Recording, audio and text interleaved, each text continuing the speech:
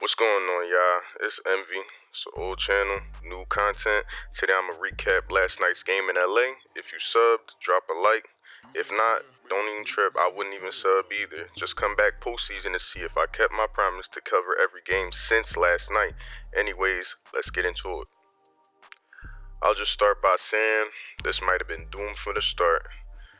It's a bad sign when Pat Bev is what activates your team. Even though he did good in the first quarter, got an assist, getting his points off, he got a block, he's forcing turnovers, but the fact that it was him that had to do that in the first quarter was not a good sign. The Suns had an early lead.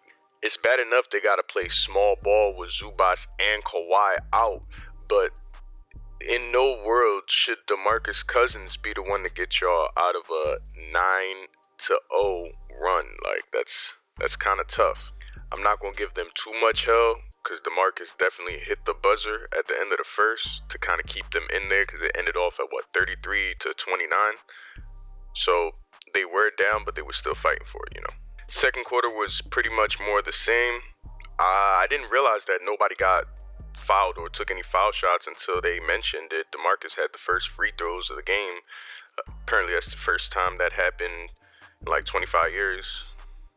But it was a lot more fouls to come anyway, so there was no point mentioning that.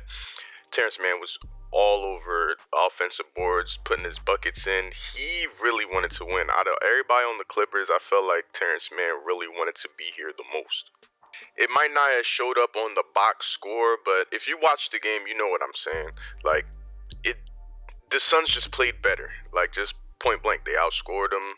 They played better defense than I thought they had in them, and they were tired. They were ready to go home. But still, DeMarcus was still being DeMarcus, playing aggressive, physical basketball. This man had 10 points in 4 minutes. Like, in my mind, I'm thinking, all right, this is about to be a back and forth game. But same thing, Cam and Payne, he had 7 points, 3 assists in 7 minutes. And off his bucket, they went up 10. And while I'm here, me not paying attention or just expecting it of Ayton, he's here with more rebounds than he has points. Meanwhile, I'm thinking he's getting bullied down low just because I'm seeing him getting boxed out over and over and over again. Still ends up with 17 rebounds, so I guess he really did do his job. I was just probably more focused on the Clippers, as Morris had 5 straight field goals after starting off doo-doo water at 0 for 3, and I feel like this was the beginning of the end because this is the only quarter that he really performed like that. It's made even worse due to the fact that Pat Bev has his last points in this quarter. Even though he's performing defensively, he was getting steals, he was still being the annoying Pat Bev that we know, but it just was not enough. The Suns had 4 players with 10 or more points by the half that was starters. Crowder had 16 points with 4 3-pointers, 4 for 6. I feel like by halftime I knew what was going on.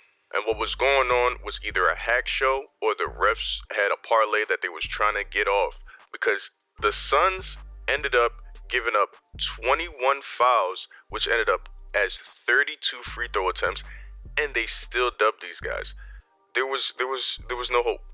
They did bring it within 7 with a 10-0 run, but then Booker gets hit by Paul George with a crazy elbow to the already broken nose. Bro, I'd have quit. I don't know how these guys keep playing. That looked crazy. Then Chris Paul tries to get his flop off when getting hit by the Cousins, gets him teed up. So it was a little bit of a back and forth thing, but it was definitely more in the Clippers' favor, and it still looked bad. For me, the dagger that killed the Clippers was Chris Paul's 4-point play. I think it was about halfway through the fourth quarter. And I believe Pat Bev felt the same way because he got ejected from the game during a timeout. That's fired on your day off. What are you doing right now? And it's even more disappointing only because people know how much I like Pat Bev and how long I've been following him. It makes you look crazy for being a fan of a guy that's doing all this. You're doing too much. Why are you shoving somebody during the timeout? Bro, the play is over. They acting like they on a block somewhere, y'all not millionaires or whatever. I like the dog in him, but a gift can turn into a curse if you cannot control it. People can get on Pat Bev nerves so easy. Chris Paul just had to look at this man you need to be in your frame, bro. You getting emotional. You supposed to be the bully. What are you doing? and that's all she wrote. This was pretty much Chris Paul's game. He really did anything he wanted out there by the second half. He really elevated and showed. He does this with every team he goes to. I don't know why people sleep on Chris Paul. Like, every team he go to, he don't miss the playoffs. He's one of those guys. And for the people saying that Devin Booker underperformed because he got 22 points and 7 rebounds with 4 assists, bro, I think you need to understand what it takes for Devin Booker to get a rebound. He was really out there like he wanted to be out there. He did his job too. And with Crowder and Ayton to fall back on, it was no chance. They had no chance. The Clippers had no chance at winning this game. Which is sad because Reggie Jackson is the point guard that they need. He got 8 assists.